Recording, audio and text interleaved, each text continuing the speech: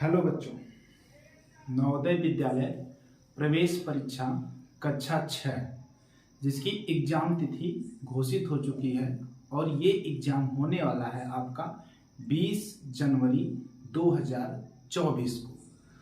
तो इस क्लास में हम लोग पूरा कवर करने वाले हैं नवोदय विद्यालय प्रवेश परीक्षा में जो भी क्वेश्चंस बन सकते हैं उन सारे क्वेश्चंस को पूरे पाठ्यक्रम के साथ कवर करते हुए चलेंगे।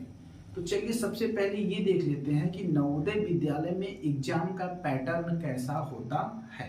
ठीक है, तो समझिए, नवोदय विद्यालय में जो प्रश्न पत्र आता है उसमें 80 प्रश्न होते हैं। कितने प्रश्न होते हैं बच्चों? 80 क्वेश्चंस होते हैं, 80 प्रश्न होते हैं। इन 80 प्रश्नों में से जो 40 प्रश्न होते हैं आपके ना, वो मानसिक अभियोग्यता यानी कि रीजनिंग से संबंधित होते हैं। 40 प्रश्न जो होते हैं वो रीजनिंग से संबंधित होते हैं और इसके अलावा जो 20 प्रश्न होते हैं, कितने प्रश्न? 20 प्रश्न जो होते हैं वो गणित के होते हैं। 20 प्रश्न गणित के होते हैं और साथ ही साथ 20 प्रश्न जो है वो आपकी हिंदी भाषा से पूछे जाते हैं। हिंदी मीडियम के लिए हिंदी भाषा से पूछे जाते हैं। तो पहले हम ये समझेंगे कि नवोदय विद्यालय में मैथ में कौन कौन सी चीजें पढ़नी होती है, हमको उसके बारे में जानेंगे। क्लियर? आज हम लोग पूरा डिस्कस करेंगे सिलेबस के बारे में कि मैथ में क्या क्या सिलेबस होता है और कौन कौन सी चीजें इसमें आपको पढ़नी मस्ट है। तो चलिए चैप्टर की बात कर ली जाए तो पहला चैप्टर जो होता है आपका वो संख्या पद्धति से पूछा जाता है। संख्या पद्धति से पहला चैप्टर होता है और जो दूसरा चैप्टर बनता है दोस्तों आपका वो बनता है वर्ग तथा वर्गमूल। वर्ग और वर्गमूल के क्वेश्चन पूछे जाते हैं। वर्ग और वर्गमूल। और जो तीसरा चैप्टर आपका बनेगा वो बनेगा घन और घनमूल से बनता है। और जो चौथा चैप्टर आपका बनेगा वो बनेगा घातांक एंड करड़ी। घातांक एंड करड़ी से बनेगा।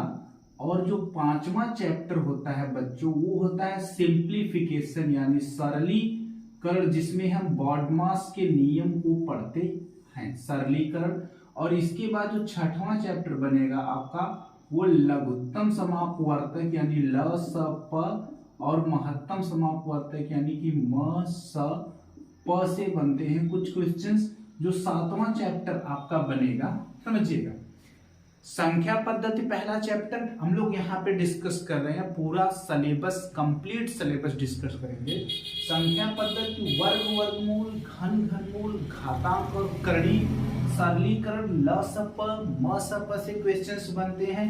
और इसके अलावा जो आपका क्वेश्चंस बनता है ऐकिक नियम यानी यूनिटरी मेथड से क्वेश्चंस बनते हैं। ऐकिक नियम से क्वेश्चंस बनते हैं। और इसके अलावा अगर आगे देखा जाए तो दशमलव से संबंधित क्वेश्चंस बनते हैं।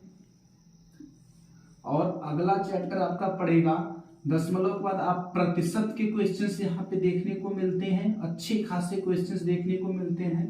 अगला चैप्टर आपका लाभ और हानि से बनता है। लाभ और हानि से बन सकता है। अगला जो चैप्टर होगा वो आपका होगा साधारण ब्याज। साधारण ब्याज से संबंधित क्वेश्चंस आपसे पूछे जाएंगे। ये सारे चैप्टर्स आपके बहुत इंपॉर्टेंट चैप्टर हैं नवोदय विद्यालय प्रवेश परीक्षा में, जहां पे मैथ्स के कितने 20 क्वेश्चंस पूछे जाते हैं। 20 क्वेश्चंस पूछे जाते हैं। अब दूसरे साइड में देखते हैं कुछ और चैप्टर बनते हैं। जैसे अगला चैप्टर संख्या पद्धति के बाद संबंधित इसी से रहता है गुणनखंड। गुणनखंड के चैप्टर बनेंगे, ठीक ना। वर्ग वर्गमूल में आपको बता ही दिया गया है। घन घनमूल आपका हो ही जाएगा। घातांक और करड़ी देखने को मिलेगा। सिंप्लीफिकेशन में बॉडमास का रूल चलता है। बॉडमास का रूल क्या होता है इसके बारे में हम लोग आगे डिस्कस करेंगे। कैसे इसके सवालों को हल किया जाएगा, कैसे इस पे क्वेश्चंस बनते हैं, इन सारी चीजों को हम लोग देखेंगे, देखने की कोशिश करेंगे। और कुछ चैप्टर्स बनते हैं जैसे जो बहुत इंपॉर्टेंट चैप्टर्स होते हैं वो आपका होता है, समझिएगा। अगला चैप्टर अगर डिस्कस किया जाए तो वो बनेगा क्षेत्रफल, आयतन और परिमाप। क्षेत्रफल, आयतन और परिमाप से क्वेश्चंस बनते हैं। क्षेत्रफल, आयतन और परिमाप से क्वेश्चंस बनते हैं। कुछ क्वेश्चंस आपको देखने को मिल सकते हैं अनुपात, समानुपात से, अनुपात एंड समानुपात से कुछ क्वेश्चन देखने को मिल सकते हैं। और कुछ क्वेश्चंस आपको देखने के मिलेंगे, कुछ क्वेश्चंस कार्य और समय से,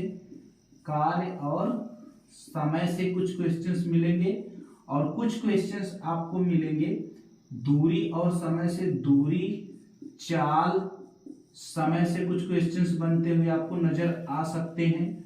ठीक है, ये सारी बहुत इंपॉर्टेंट टॉपिक्स हैं जहां से नवोदय विद्यालय प्रवेश परीक्षा बहुत सारे क्वेश्चंस उठाता है और बहुत ही आसान, कह लिया जाए तो बहुत कठिन नहीं, बहुत आसान क्वेश्चंस बनते हैं। क्या हुआ? एक लाइन और लिखूं बस, उसके बाद नहीं दिखाई देगा। अच्छा, एक लाइन नीचे नहीं दिखाई देगा, ठीक है, इसके नीचे नहीं देखेंगे हम लोग ना। चलिए, आसान से क्वेश्चंस, बहुत ही आसान क्वेश्चंस बनेंगे, ठीक ना, बहुत कठिन क्वेश्चंस नहीं होते। लेकिन अगर आपकी प्रैक्टिस नहीं है तो आप उन क्वेश्चंस को नहीं कर पाएंगे। इसलिए पूरा क्लास पे बने रहिएगा, पूरी क्लास हम लोग कवर करेंगे। लगभग 15-20 क्लास ऐसी होंगी जिसमें कि हम लोग नवोदय के मैथ्स के जो सारे क्वेश्चंस हैं वो बहुत ही आसानी से हम लोग डिस्कस कर ले जाएंगे।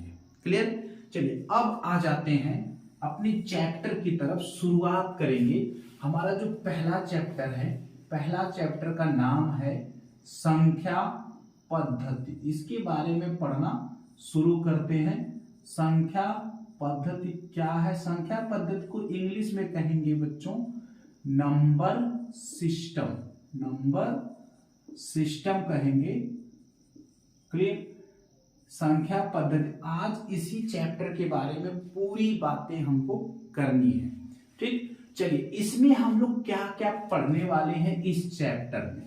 तो सबसे पहला टॉपिक हमारा हो जाएगा इस चैप्टर का कि प्राकृतिक संख्याएं क्या होती हैं।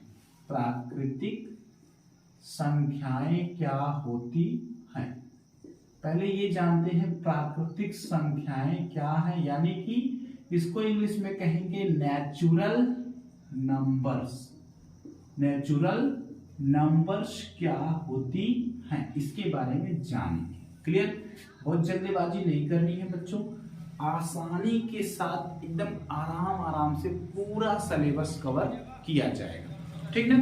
तो चलिए, पहले हम एक चीज जान लेते हैं, अंक किसे कहते हैं। अंक यानी कि डिजिट्स क्या होते हैं, डिजिट क्या होते हैं। क्लियर? चलिए, देखिए, कुछ ऐसे संकेत बनाए गए हैं, कुछ ऐसे संकेत बनाए गए हैं जो बहुत ही बेसिक से हैं, जैसे 0, 1, 2, 3, 4, 5, 6, 7, 8 एंड 9। इन ऐसे संकेतों को हम लोग क्या कहते हैं? अंक कहते हैं। क्लियर? अंक कहते हैं, बहुत बेसिक सी चीज है। अंकों की संख्या कितनी होती है? टोटल संख्या होती है 10। गिनेंगे अगर आप इसको 1, 2, 3, 4, 5, 6, 7, 8, 9, 10, तो अंकों की संख्या कितनी होती है? 10 होती है। क्लियर? अब इन्हीं अंकों की सहायता से हम कोई संख्या बनाते हैं। तो संख्या जब भी बनेगी वो किससे बनती है? अंकों की सहायता से। अंकों की सहायता से संख्या बनती है। ठीक ना? जैसे मान लीजिए, जैसे अगर एग्जाम्पल अगर हम आपको बताएं, जैसे में एक संख्या हम लिखते हैं, जैसे मैंने लिखा 7256, यानी 7256 एक संख्या है। अब इस संख्या में 4 अंक मिले हैं। एक अंक यहाँ पे है 1, 2, 3, 4, यानी कि 4 अंकों से मिलकर यह संख्या बनी है आपकी।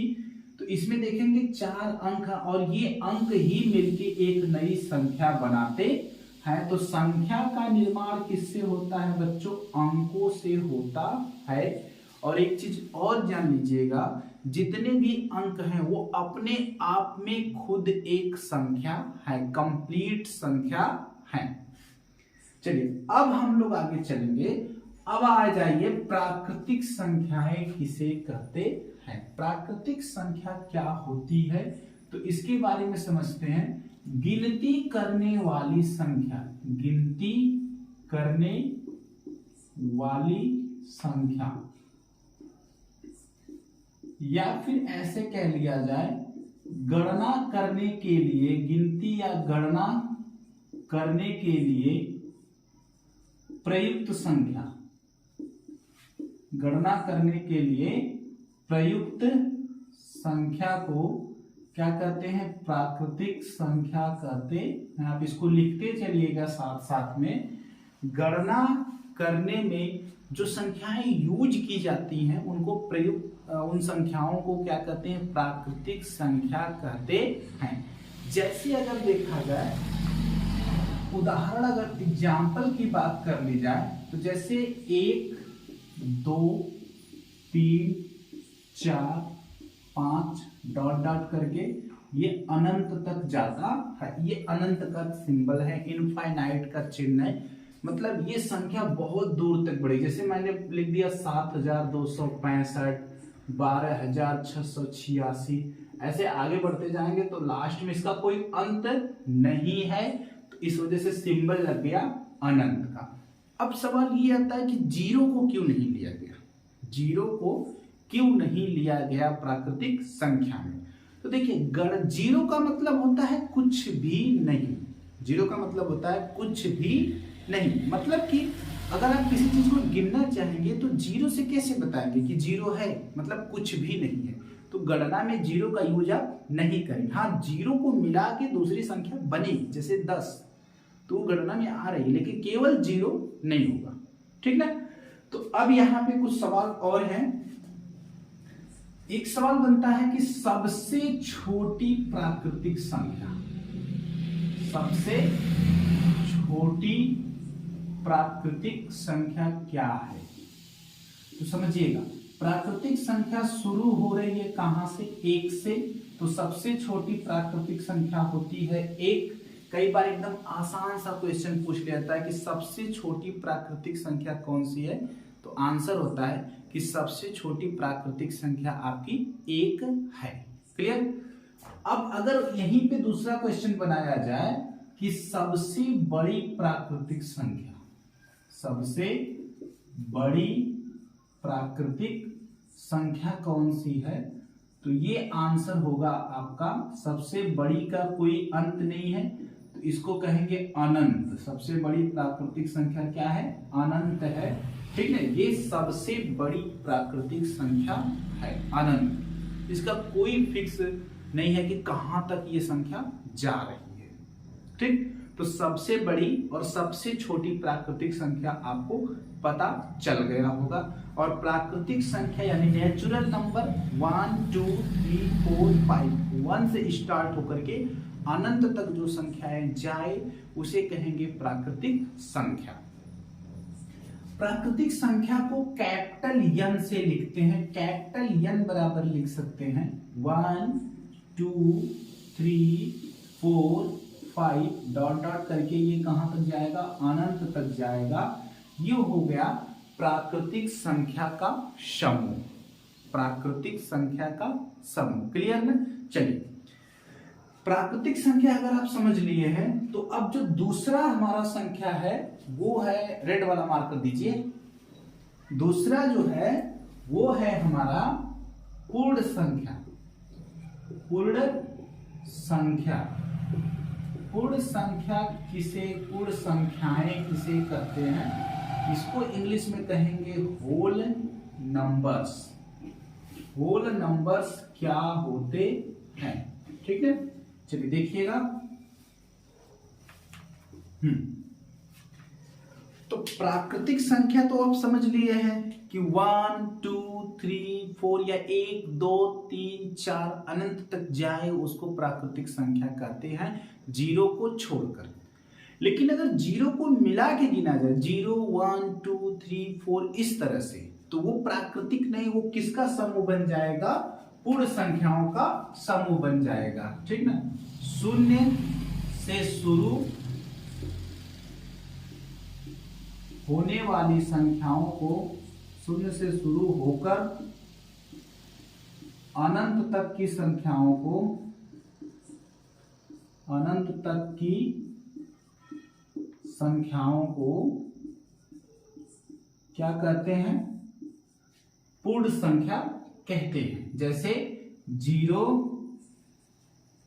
0 1 2 3 4 5 6 डॉट डॉट कहां तक? ये अनंत तक की जो भी संख्याएं हैं उन सबको आप कहेंगे पूर्ण संख्या। और यहां पे भी सेम क्वेश्चंस बनते हैं कि सबसे छोटी पूर्ण संख्या कौन सी है? सबसे छोटी पूर्ण संख्या। तो ये शुरू कहां से हो रहा है प्यारे बच्चों? ये शुरू हो रहा है 0 से, तो सबसे छोटी पूर्ण संख्या 0। और अगर इसी तरह से निकाला जाए सबसे बड़ी पूर्ण संख्या, तो ये हो जाएगा आपका अनंत। सबसे छोटी पूर्ण संख्या 0 और सबसे बड़ी पूर्ण संख्या अनंत। प्राकृतिक संख्या की अगर बात किया जाए तो सबसे छोटी प्राकृतिक संख्या क्या है आपका? सबसे छोटी प्राकृतिक संख्या 1 और सबसे बड़ी प्राकृतिक संख्या अनंत। ठीक? तो यहाँ पे दो प्रकार की संख्याओं को हम लोग पढ़ चुके हैं कि प्राकृतिक संख्या क्या है और पूर्ण संख्या क्या है। क्लियर हो गया है? अब आगे हम लोग पढ़ेंगे पूर्णांक, यानी जो तीसरे नंबर पे आता है वो आता है पूर्णांक होता है। थोड़ा इसको क्लियर किया जाए। चलिए,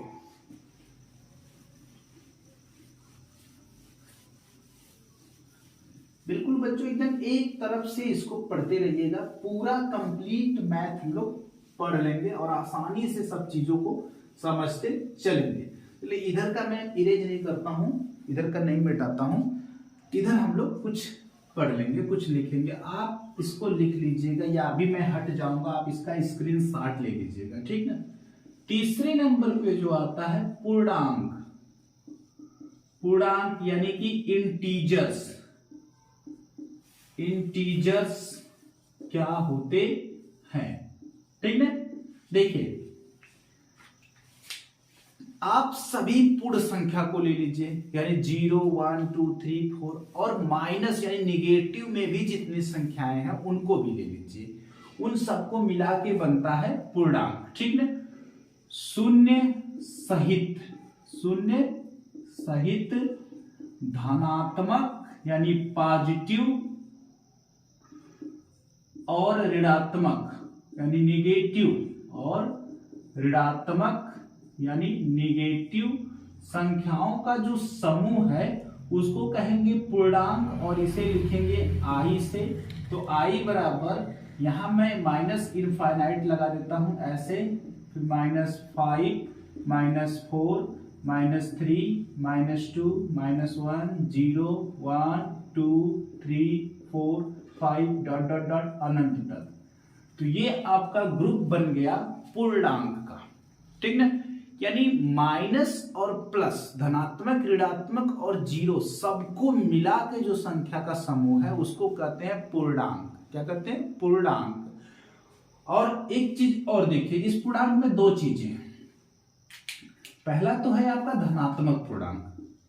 पहला क्या है? धनात्मक पूर्णांक। ठीक है? इसको लिखेंगे i प्लस से। और दूसरा है ऋणात्मक पूर्णांक। क्या है? ऋणात्मक पूर्णांक, और इसको लिखेंगे i माइनस से। तो धनात्मक पूर्णांक में पॉजिटिव संख्याएं आती हैं, यानी 1 2 3 4 डॉट डॉट डॉट अनंत तक, और ऋणात्मक पूर्णांक में निगेटिव संख्याएं आती हैं, यानी कि minus infinite dot dot dot dot -5 -4 -3 -2 -1। अब ये समझिए कि क्यों हम ऐसे लिख रहे हैं। जब भी प्लस वाला लिख रहे हैं तो 1 से शुरू हो रहा है, और जब भी माइनस वाला लिख रहे हैं वो इनफाइनाइट से शुरू हो रहा है। तो एक चीज याद रखिएगा कि जो संख्या माइनस में जितनी बड़ी होती है उसका मान उतना ही कम होता है। जो संख्या माइनस में जितनी बड़ी है उसका मान उतना ही कम है। जैसे मैंने अगर लिखा -25 और -15, तो इन दोनों में जो बड़ी संख्या है वो -15 है, और -25 क्या है, अपेक्षाकृत छोटी संख्या है। तो माइनस में जितना ज्यादा आप बड़ा संख्या लिखेंगे वो उस माइनस लगने की वजह से छोटा हो जाता है। क्लियर में? चलिए अब देखिए एक सबसे इंपॉर्टेंट क्वेश्चन, सबसे छोटा धन पूर्णांक, सबसे छोटा धन पूर्णांक क्या है? तो कहां से शुरू है बच्चों? 1 से शुरू है, तो सबसे छोटा धन पूर्णांक 1। और दूसरा है कि सबसे छोटा ऋण पूर्णांक, छोटा ऋण पूर्णांक क्या है? तो आपको पता ही होगा, समझ गए होंगे कहां से शुरू हो रहा है, माइनस अनंत से यानी इनफाइनाइट से। और एक नोट पॉइंट याद रखिएगा, नोट पॉइंट में क्या हमको समझना है कि शून्य को ना तो हम धन पूर्णांक में रखते हैं और ना ही ऋण पूर्णांक में रखते हैं, क्योंकि शून्य के पास कोई सिंबल नहीं है, क्योंकि शून्य का मतलब होता है कुछ भी नहीं। तो एक बहुत नोट पॉइंट है कि शून्य यानी कि जीरो, शून्य यानी कि जीरो ना तो धन पूर्णांक है और न ही ऋण पूर्णांक है, ना तो धन पूर्णांक है और ना ही ऋण पूर्णांक है। शून्य किसी में नहीं आता है, ना तो धन पूर्णांक में आएगा और ना ही ऋण पूर्णांक में आएगा। क्लियर? चलिए अब इसके बाद चौथे नंबर पे जो आता है बच्चों, वो चौथे नंबर पे है आपका सम संख्याएं। क्या है? सम संख्या। अब हम लोग जानेंगे सम संख्याएं क्या है। सम संख्या कहते हैं इवन नंबर्स, इवन नंबर्स यानी कि सम संख्याएं। ठीक, थोड़ा अब हम लोग सारी संख्याओं के बारे में पढ़ेंगे। जैसे अभी हम लोग पढ़ रहे हैं प्राकृतिक संख्या, फिर पढ़ेंगे पूर्ण संख्या, फिर हमने पढ़ा पूर्णांक, उसके बाद सम संख्या, विषम संख्या, भाज्य संख्या, अभाज्य संख्या, परिमेय संख्या, अपरिमेय संख्या। इन सारी चीजों के बारे में पढ़ा जाएगा। क्लियर? जब सब कुछ समझ लेंगे तो संख्या पद्धति में कैसे क्वेश्चंस बनते हैं इसको जानेंगे। क्लियर ना? चलिए सम संख्या किसे कहते हैं? बहुत आसान सा टॉपिक है। ऐसी संख्या जो 2 से कट जाए, ऐसी संख्या जो किससे कटे? 2 से कट जाए, 2 से कट जाए यानी कि विभाजित हो जाए तो उसे कहेंगे सम संख्या। जैसे एग्जाम्पल अगर लिखा जाए तो 2, 4, 6, 8, 10, 12, 14, ये सब क्या है? सम संख्याएं हैं। अब कोई संख्या 2 से कैसे कटती है, ये विभाज्यता का नियम है, आगे हम लोग जरूर पढ़ेंगे। लेकिन अभी मैं आपको बता दूं, अगर किसी संख्या के अंत में, अगर किसी संख्या के अंत में 0 आ रहा है, 2 आ रहा है, 4 आ रहा है, 6 आ रहा है, 8 आ रहा है, अगर किसी संख्या के अंत में 0 है, 2 है, 4 है, 6 है, 8 है, तो वो संख्या 2 से जरूर कटती है और वो सम संख्या होती है। जैसे एग्जाम्पल में अगर समझा जाए, हमने एक संख्या लिख दी 4, 6, 8, 3, 7, 5, 2। इसके लास्ट में कितना है? 2 है। तो जब लास्ट में 2 है तो इसका मतलब ये संख्या 2 से पूरी तरह कटेगी, 2 से जरूर कटेगी। अगर मान लीजिए लास्ट में 2 की जगह पे 4 हो जाए तब भी ये 2 से कटेगी और सम संख्या होगी। लास्ट में अगर 4 की जगह पे 6 हो जाए तब भी ये 2 से कटेगी और ये भी एक प्रकार की सम संख्या है। इसी तरह से 8 या इसी तरह से 0 अगर लग जाए तो ये 2 से जरूर कटेगी और इसको कहेंगे एक प्रकार की ये सम संख्या है। तो सम संख्या किसे कहते हैं? ऐसी संख्या जो 2 से कट जाए उसे क्या कहते हैं? सम संख्या। ठीक, थोड़ा एक बार सबको रिपीट कर लिया जाता है फास्ट में। प्राकृतिक संख्या किसे कहते हैं? गणना करने वाली संख्या को प्राकृतिक संख्या कहते हैं। जैसे 1 2 3 4 5 डॉट डॉट ये अनंत तक जाएगा। ठीक ना। सबसे छोटी प्राकृतिक संख्या 1 और सबसे बड़ी प्राकृतिक संख्या अनंत। पूर्ण संख्या किसे कहते हैं? शून्य से शुरू होकर अनंत तक की संख्याओं का जो समूह है उसे पूर्ण संख्या कहते हैं। सबसे छोटी पूर्ण संख्या 0 और सबसे बड़ी पूर्ण संख्या अनंत। इसी तरह से पूर्णांक क्या कहते हैं? शून्य सहित धनात्मक और ऋणात्मक संख्याओं के समूह को क्या कहते हैं? पूर्णांक कहते हैं।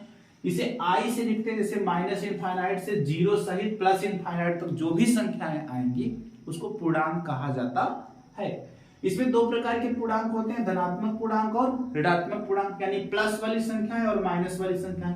सबसे छोटा धन पूर्णांक क्या होता है? 1, और सबसे छोटा ऋण पूर्णांक क्या होता है? Minus infinite. 0 की बात कर लिया जाए तो 0 ना तो धनात्मक है और ना ही ऋणात्मक है, लेकिन पूर्णांक है। क्लियर?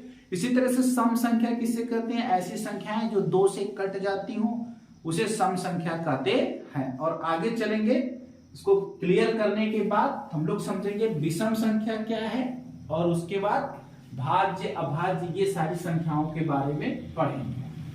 तो अब 4 प्रकार की संख्याएं हम पढ़ चुके हैं। 5वें प्रकार की जो संख्या है उसको कहते हैं विषम संख्याएं। विषम संख्याएं यानी कि ऑड नंबर्स। ऑड नंबर्स विषम संख्याएं क्या होती हैं? क्लियर? चलिए इसको समझते हैं। देखिए, विषम संख्या का मतलब ऐसी संख्या जो 2 से ना कटे। 2 से ना कटे, बाकी किसी से कटे उससे फर्क नहीं है, लेकिन 2 से वो नहीं कटनी चाहिए। जो संख्याएं 2 से नहीं कटती हैं उन्हें कहते हैं विषम संख्या। ठीक है, तो चलिए लिखेंगे ऐसी संख्या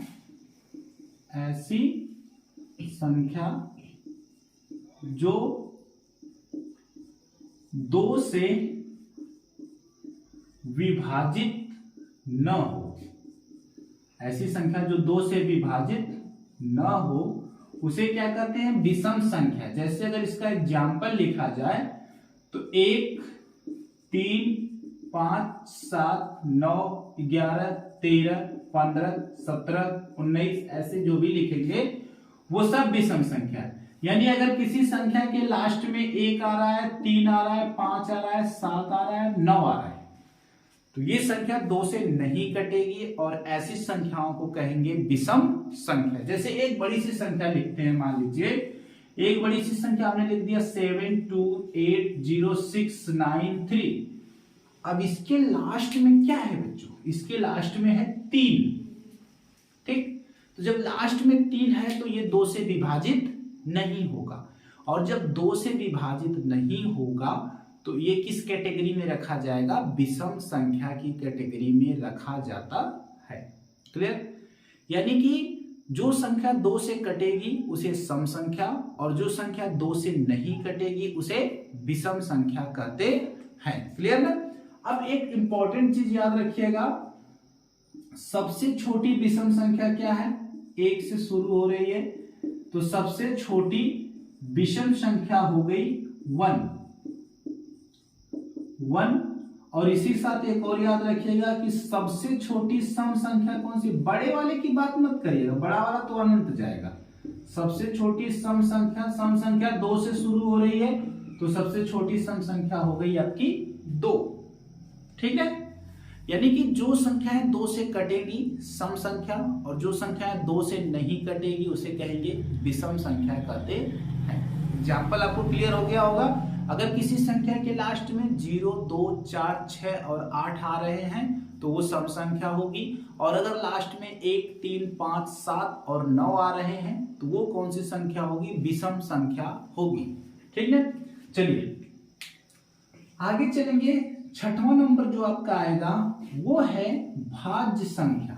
कौन सी संख्या? भाज्य संख्या। भाज्य संख्या यानी कि देखिए भाज्य संख्या का मतलब है कि विभाजित हो जाने वाली संख्या। ठीक, ऐसी संख्या जो अपने आप से कटे, एक से कटे और किसी और से भी कटे तो उसे कहेंगे भाज्य संख्या।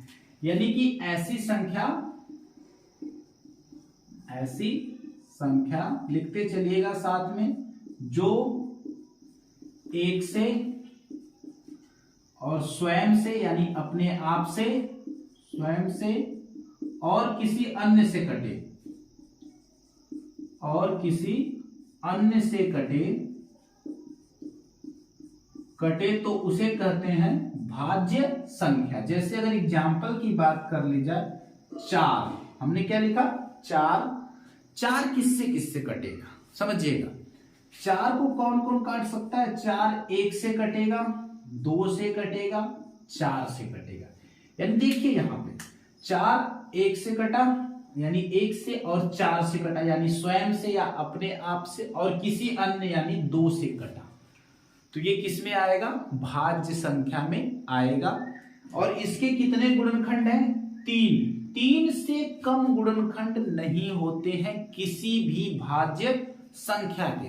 3 से ज्यादा गुणनखंड हो सकते हैं लेकिन 3 से कम गुणनखंड कभी भी नहीं होते हैं। जैसे एक और संख्या दी जाए, हमने ले लिया 12 किससे कटता है? 1 से कटेगा, 2 से कटेगा, 3 से कटेगा, 4 से कटेगा, 6 से कटेगा और 12 से कटेगा। ठीक ना? तो 12 किससे किससे कट रहा है? 1 से और अपने आप से यानी स्वयं से और किसी अन्य से भी कट रहा है। तो इसके 3 से ज्यादा गुणनखंड हैं। एक चीज हमेशा याद रखिएगा कि भाज्य संख्या के कम से कम 3 गुणनखंड जरूर होते हैं। 3 से ज्यादा हो सकते हैं लेकिन 3 से कम कभी भी नहीं होते हैं। नोट पॉइंट में हम लोग लिख लेंगे कि भाज्य संख्या के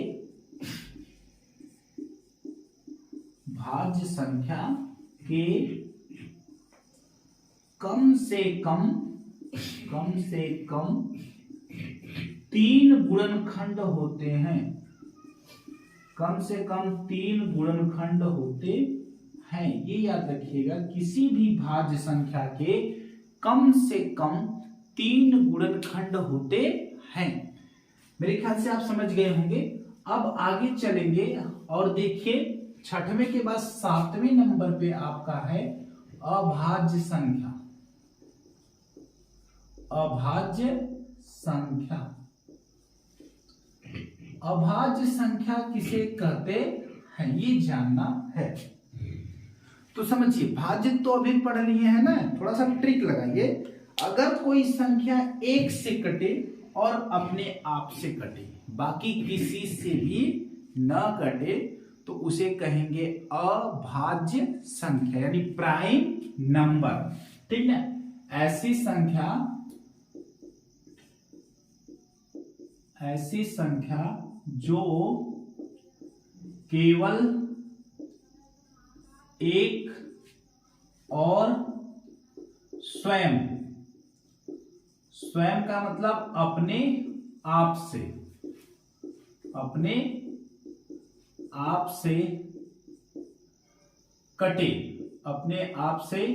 कटे उसे क्या कहेंगे? अभाज्य संख्या कहते हैं। जैसे एग्जाम्पल अगर लिखा जाए तो 2, 3, 5, 7, 11, 13, 17, 19, 23, 29, 31, 37, 41, 43, 47 डॉट डॉट ऐसे बहुत सारी संख्याएं हैं जो 1 से कटेंगी और अपने आप से कटेंगी, बाकी किसी से कटती नहीं है। तो इन संख्याओं को कहा जाता है भाज्य संख्या। क्या कहा जाता है? भाज्य संख्या। जैसे अगर एग्जाम्पल की बात की जाए, जिसे समझने के लिए अगर लिखा जाए, मान लो किसी भी एक संख्या को, मान लो हम 11 को ले लेते हैं, तो 11 किससे कटता है दोस्तों? या तो 1 से कटेगा या तो 11 से कटेगा और किसी से नहीं। अगर 37 को ले लिया जाए तो 37 भी 1 से कटेगा या तो 37 से कटेगा और किसी से नहीं कटने वाला है। तो इस संख्याओं को क्या कहते हैं? अभाज्य संख्या कहते हैं। ठीक ना। अब एक नोट पॉइंट याद रखिएगा, किसी भी अभाज्य संख्या के केवल और केवल 2 गुणनखंड होते हैं। किसी भी अभाज्य संख्या